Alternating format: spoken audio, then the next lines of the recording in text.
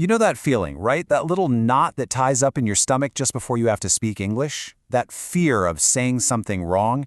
Well, if you have ever felt that little hesitation, then you are in exactly the right place.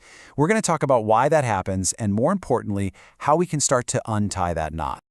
First things first, let's just get this out in the open. That feeling, it is absolutely real. It's not something you're imagining, and you are so not alone in feeling it. In fact, it's probably the most common feeling among language learners everywhere. Just knowing that is a huge first step.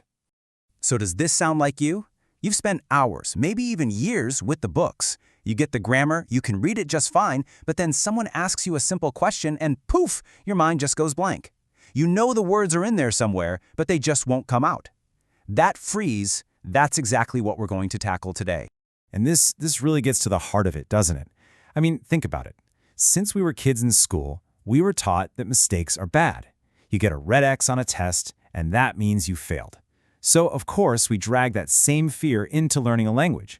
We get so worried about being perfect that it stops us from even trying in the first place. You know, there's actually a name for this experience. It's called being a false beginner. Now, this isn't someone who's never seen English before. No, this is someone who has a lot of knowledge from school, but when it comes to a real live conversation, they just can't seem to access it. If that sounds familiar, I want you to see it as a good thing. It means your struggle is understood and there's a well-worn path to get you through it. Okay, so we've established that the fear is totally real and totally normal. Now, let's get to the fun part. Let's start taking it apart. This next bit is all about challenging that one big idea that holds us back, the myth that mistakes are the enemy. We're about to bust that myth wide open. This right here, this is the most important idea I hope you take away today. I want you to really let this sink in. A mistake is not a failure. It's not a grade. It's not a judgment on how smart you are. It's just information. It's a little signpost that pops up and says, hey, look over here. This is the next thing to work on. It's not a stop sign, it's a map. So how do we actually use those signposts?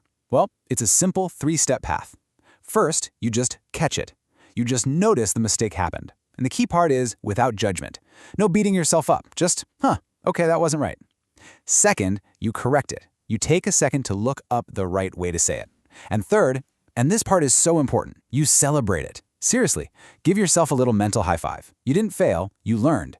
You just turned a little bump in the road into a step forward, and that is always a win. And here's a super simple but really powerful tool to help you with that. Get a little notebook and call it your mistake journal. When you catch one of those common errors you make, like say you say, I have 20 years old, you just write it down. On one side, you write what you said, and on the other, you write the correction. I am 20 years old. All of a sudden, that mistake isn't just a fleeting moment of embarrassment. It's a solid, concrete lesson you can review. All right, so we're changing how we think about mistakes. Now, let's talk about building up our confidence.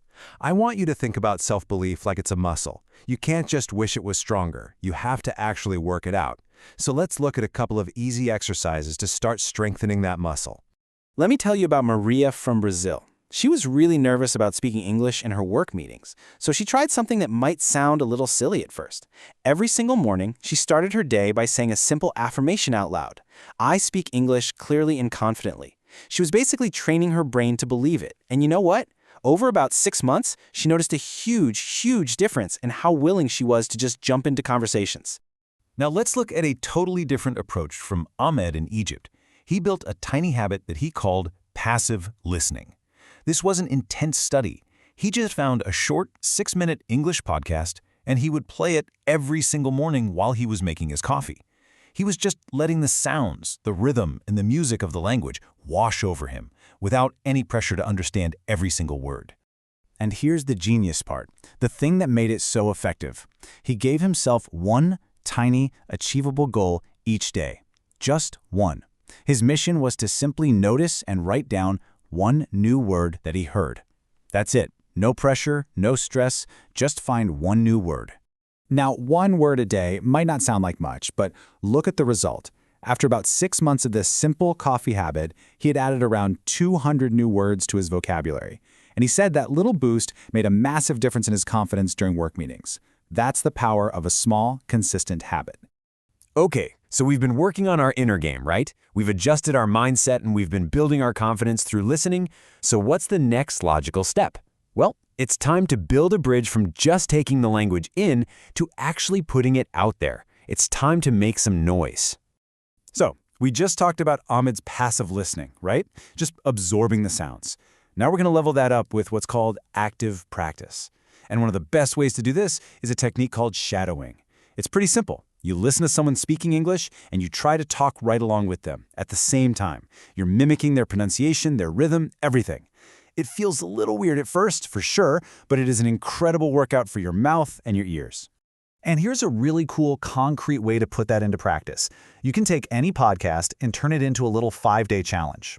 Day 1, you just listen to get the general idea.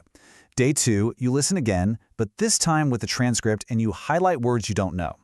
Day 3 is shadowing practice. Day 4 is the brave one. You record yourself just talking about what the episode was about.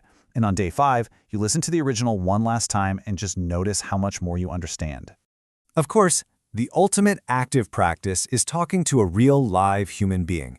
And these days, with apps like italki or Tandem, it's easier than ever to find someone to chat with. But here is the most important tip I can give you. Start small. You do not need to have a deep, hour-long conversation. Just aim for a quick 15-minute chat about your day. That's it.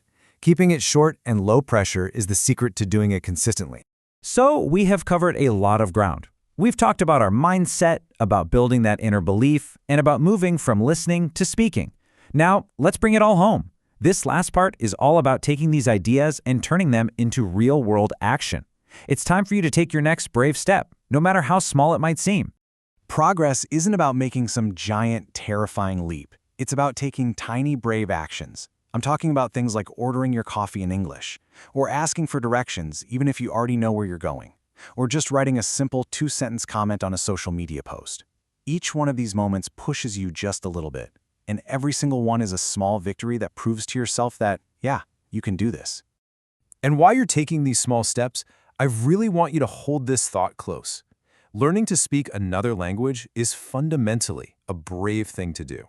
It means you're willing to be vulnerable. You're willing to sound imperfect. So when a mistake happens, please don't see it as a failure. See it for what it really is. It's proof that you showed up. It's proof that you were trying.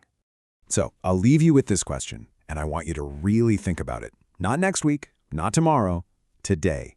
What is one small, tiny, totally manageable action you can take to just nudge yourself a little bit outside your comfort zone? Maybe it's one of the ideas we just talked about, or something totally different. Whatever it is, that one small step is where the whole journey begins. Go take it.